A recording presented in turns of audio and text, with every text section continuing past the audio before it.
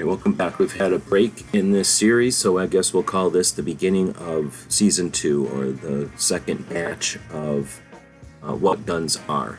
To start out, we have a new list of topics to address, and this is the first of them. And I called it Olden guns or antiques, but I want to take a moment to clarify. We're not talking, at least in this focus, I'm not thinking of maybe a family gun. I know people that have guns that have been handed down through the generations in their family, sometimes as far back as the Civil War, and either the firearm that was used by someone in their family, or perhaps a private gun that they had with them, or even just a gun of the era that represents their participation in some significant portion of our country's history. But often when you think about guns like that, those have high monetary value. So I'm thinking, when I brought up this Olden guns or antique guns, I guess I was thinking more of guns that don't have such a high monetary value perhaps, but have a significant value to individuals or families or even communities or areas of interest. So I want to bring up 2 examples to kind of focus this, and then, like always, this series is designed to inspire conversation in other venues. So I'll offer 2 examples, and then look forward to the comments, watch what people are saying. So the first example would be, I think, something like a rifle that would have been would have been a factor in the LA riots. So if you look at the LA riots from a bird's eye view, you had a situation of stress and tension that was eventually lit or ignited. There was a catalyst of an incident and a reaction, sort of an organic reaction by the neighborhood, and then literally the reaction by the police sort of created or ignited the situation, and then became a riot. And without justifying any violence or cast blame in either direction, we know that lots of mistakes were made and lots of horrible results came from the LA riots.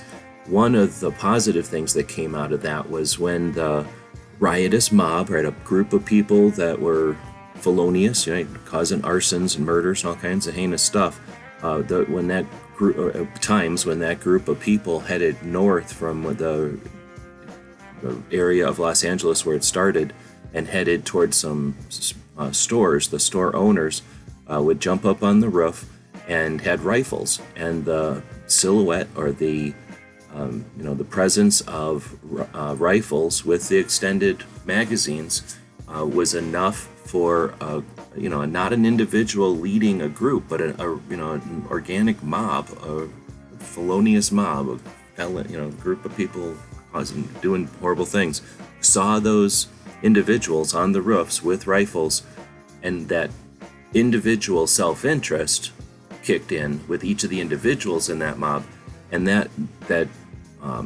presence resisted violence. Now, those firearms probably don't have a lot of monetary value. They were just, general rifles that would have been California compliant at the time. So, the technology of the time. However, to those families or to people who are interested in that aspect of our history, or to a museum or a collector who would be trying to gather all the artifacts from situations like that or incidents like that, to them it would have significant value. And just as far as the history of the country and the evolution of our laws and stuff, and our culturally, how everybody gets together and how we get to that. For those reasons, those rifles, those firearms are a portion of history that's, I think, represent what I'm trying to get at here. Another example would be in a less violent or a less political issue, would be something like someone who places or does well, or even just gets able to enter a large competition. Maybe Olympics would be obviously a big example, but even just a championship, a national level championship, or any type of competition, a shooting competition that requires effort and contribution or collaboration of a bunch of people.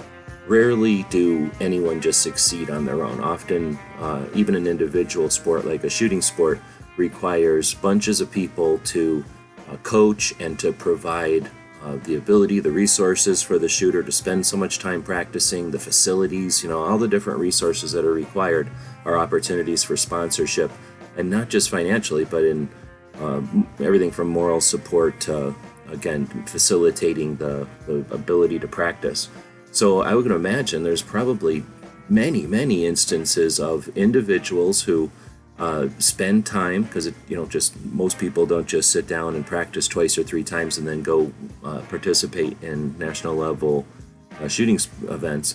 But people that spend some time practicing are going to gather some support of the community, of an area of interest. Maybe they're shooting a particular type of firearm that's unique or specific, and again, they don't necessarily need to win for the firearm that they used, either for practice or for the competition itself, for that firearm to have significant value. Again, for the shooter, of course, but for the team, the shooter, the people that support the shooter directly, but then the community too. Again, I could see that's something that goes up in a VFW hall or a library, ideally like a museum or something, or a police station, wherever it would be appropriate for the circumstances.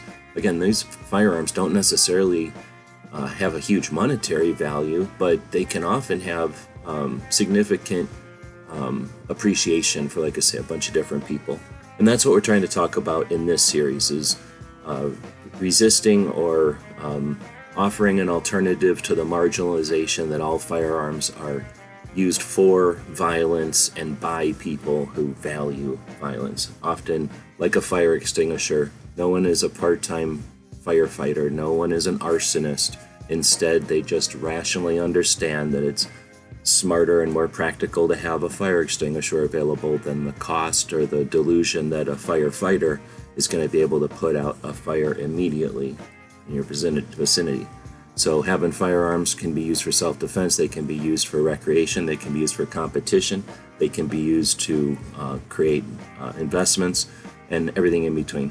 Hopefully this series inspires more conversation and the development of our appreciation for firearms. Please let us know in the comments what you think. If you have ideas for future episodes, let us know. Till next time, thanks for watching.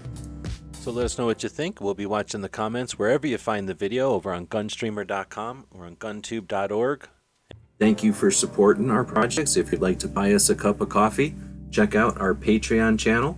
The guys and gals of gunwebsites.com encourage you to take a CCW class every year, practice at least once a month, and carry every day. Thank you for watching gunwebsites.com.